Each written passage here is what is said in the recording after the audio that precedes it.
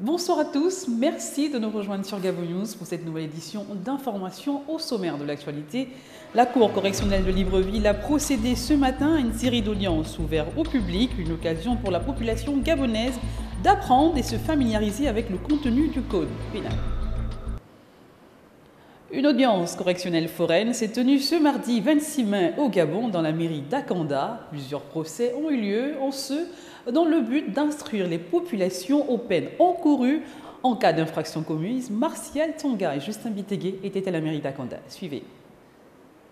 Plusieurs affaires étaient à l'ordre du jour aux audiences correctionnelles foraines de ce mardi 26 mai. Un exercice pédagogique auquel se sont apprêtés magistrats et avocats. Le cas de la prévenue Rosalie-Atou pour injure publique est une illustration. Au nom de la société, je me lève pour essayer d'asseoir l'accusation, c'est-à-dire argumenter en droit pour savoir si les faits reprochés à mademoiselle Yokou Zaliatou sont des infractions. Est-ce que le comportement qu'elle a eu est un comportement qui est prévu et puni par la loi? Si tel est le cas, ensuite, nous allons demander la réparation de la société qui se résume à la peine d'emprisonnement ou à la peine d'amende ou alors les deux. Dans son réquisitoire, le ministère public pour injure publique et défaut de carte de séjour requiert ce qui suit. Le ministère public propose une condamnation de 1 mois d'emprisonnement. Vous allez adjoindre à la peine d'emprisonnement l'interdiction de séjour sur le territoire gabonais. Parce que si vous condamnez à 1 mois ou si vous condamnez à 3 mois, au sortir de la prison, la personne va se retrouver dans la même situation. Et la même infraction va continuer à produire ses effets.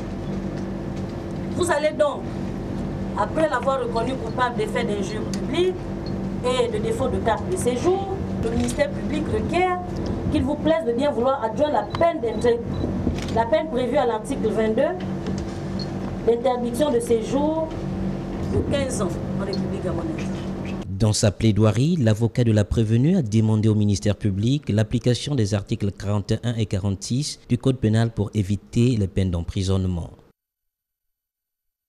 Autre chose, 40 jours après sa disparition, enfants, parents, amis et connaissances et hommes politiques ont levé le deuil d'André Baobam, décédé le 12 avril 2015 à Yaoundé. Ces derniers ont, à travers une prière fervente, honoré la mémoire du défunt dans une église catholique de la place. Au cours de son homélie, le célébrant n'a pas manqué de relever certains comportements affichés lors du décès d'Amo. Écoutons ces propos recueillis par Larissa Fall Traoré et Justin Bitegué.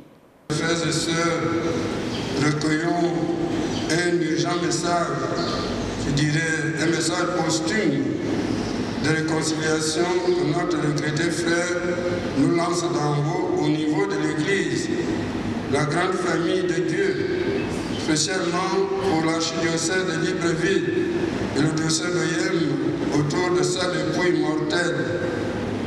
Notre communauté chrétienne est bien secouée aujourd'hui par les conséquences des erreurs ou des incompréhensions des uns et des autres, ainsi que par les paroles excessives et les réactions passionnées qui s'en sont suivies.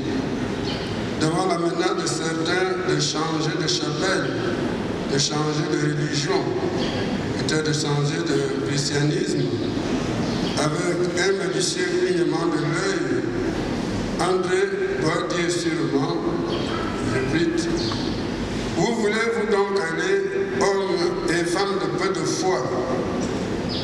De qui tirez-vous votre foi et votre courage dans l'Église catholique? Des hommes qui peuvent se tromper et dévier, ou de Jésus-Christ lui-même, le roc sur lequel vous devez bâtir votre vie et votre action? Lavez donc le linge sale en famille et continuez avec une ardeur renouvelée le combat sans haine et sans peur pour l'avènement d'un Gabon où il fait bon vivre pour tous selon le plan du Créateur. Ouvrant cette page politique, le mouvement gabonais pour Ali Bongo Ondimba, Mogabo, a tenu sa causerie politique le week-end dernier dans la commune d'Ovindo en présence de plusieurs membres et militants venus nombreux. Un mouvement qui a pour objectif de créer une nouvelle dynamique d'engagement et la mobilisation citoyenne autour du projet politique, économique et social du président Ali Bongo Ondimba. Reportage de Justin Bitegué. Étudiants, cadres d'entreprise, hommes d'affaires étaient invités à prendre part aux activités organisées durant cette journée porte ouverte. Présentation des micro-entreprises et conférences débats ont permis aux visiteurs d'être édifiés. Dans cette édition, comme cette édition, c'est déjà les mêmes objectifs, mais aussi essayer de rassembler les acteurs mêmes qui contribuent à l'entrepreneuriat, comme l'indique le thème. Parce que le thème, il faut le dire, c'est entrepreneuriat, innovation et dynamique d'entreprise au cœur du développement. Mais pour que nous arrivions à un développement véritable, il faudrait qu'un bon nombre d'acteurs puissent être regroupés et savoir quel rôle ils ont à jouer. Cette journée a permis une rencontre entre des employeurs et des futurs diplômés, mais aussi les étudiants ont pu avoir des informations sur les filières proposées. Nos attentes en tant qu'étudiants déjà, c'est de permettre, c'est d'ailleurs de savoir quels sont au-delà de l'entrepreneuriat, savoir quels sont les métiers d'avenir, quels sont les secteurs dans lesquels les jeunes qui veulent entreprendre doivent se lancer, quels sont les mécanismes pour arriver à cet esprit d'entreprise, mais d'entreprendre, et aussi pour les entreprises faire savoir aux étudiants les difficultés qu'ils rencontrent. Organisé une fois par an, le rendez-vous a été pris pour l'année prochaine. Remarquez comme moi, il s'agit là de l'Institut national des sciences de gestion qui a organisé une journée porte ouverte samedi dernier à Libreville. L'objectif était de faire découvrir aux profanes cette école supérieure qui offre des formations répondant à la demande du marché de l'emploi. C'était avec Georges Mexon-Toutou, mais Justin Vitegui. Revenons à présent sur le mouvement pour Ali Bongo Ondimba. Mogabo a tenu une causerie politique le week-end dernier dans la commune d'Ovendo en présence de plusieurs membres et militants venus nombreux. Un mouvement qui a pour objectif de créer une nouvelle dynamique d'engagement et de mobilisation citoyenne autour du projet politique, économique et social du président Ali Bongo Ondimba. Reportage Justin Bitegui. Créé dans l'optique d'une nouvelle dynamique d'engagement, de mobilisation citoyenne et d'encourager le dialogue entre les citoyens et la présidence. Le Mogabo, mouvement gabonais pour Ali Bongo Ondimba, après sa récente sortie à Bikele, a échangé ce week-end avec les populations de la commune de Ovendo autour de l'action du président. Je suppose que le chef de l'État a mandaté un certain nombre de membres de son cabinet pour venir s'enquérir de façon spécifique et précise des problèmes qui minent la cité d'Ovendo. Nous avons des problèmes importants au niveau de Ovendo en matière d'infrastructures routières, parce que de ce côté-là, il faut vraiment que des efforts soient faits. Il faut également que sur le plan social, il y ait une véritable prise en main par les autorités locales. Le Mogabo est une plateforme d'écoute et de dialogue direct, loin d'être un parti politique. Le mouvement gabonais pour Ali Bongo Ondimba n'est pas un parti politique. Ce n'est même pas une association au sens le plus commun, peut-être au sens juridique parce que nous sommes un certain nombre. C'est un mouvement citoyen, démocratique, qui veut libérer la parole et l'agir pour un seul objectif, celui qui consiste à soutenir l'action du président Ali Bongo Ondimba.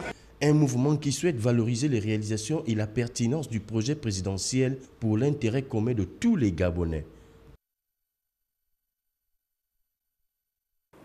Nous parlons sport pour la fin de ce journal. Le champion du monde professionnel du boxe, UB Taylor Mabika, à Libreville depuis hier. Accueilli à l'aéroport international Léon-Bar par un public venu nombreux, il sera l'invité d'honneur de la 4e édition de la Grande Nuit des Arts Martiaux. Le point avec Marvin Berry. Il est 18h, heure de Libreville, lorsque le champion du monde professionnel de boxe, IBU, Taylor Mabika, foule le tarmac de l'aéroport international Léon-Bar ce 25 mai. Avec un accueil digne d'un champion, le fils du pays, heureux de retrouver la terre de ses ancêtres, très touché par l'accueil, a tenu à remercier tous ceux qui ont effectué le déplacement. Voilà, je tiens d'abord à remercier les compatriotes qui ont effectué le déplacement pour être là. On a eu des petits soucis au niveau de Paris, donc je vois qu'ils ont attendu. C'est quelque chose qui me touche énormément. Revenir sur le combat, voilà, je suis là, je vais boxer face au Russes. Et ceci dit, je veux tout donner parce que je vois les gens sont vraiment en reconnaissance. Voilà, ils sont là pour moi. Guest star de la 24e édition de la Grande Nuit des Arts Martiaux qui aura lieu ce 30 mai au Prétané militaire de Baraka, Taylor Mabika livrera un combat de 8 rounds de 3 minutes contre le Russe Yuri Barashian, champion de Russie, IBF, mais également WBA et EBU. Un combat que Taylor dit avoir bien préparé. Je me suis préparé dans de très bonnes conditions et le maître Pacha était à Paris, il a assisté à mes entraînements. Donc je pense avec le sacré coup d'œil du maître Pacha, il a misé sur une valeur sûre. Et vendredi et samedi, je lui prouverai qu'il a eu raison de miser sur son compatriote. J'espère que ceci va perdurer. Le champion de Russie, Yuri Barashian, est attendu ce 27 mai à Libreville. C'est la fin de ce journal. Merci de l'avoir regardé. Vous pouvez revoir ce journal et la suite de nos informations sur www.gabonnews.com. Je vous souhaite à tous une excellente soirée. À demain.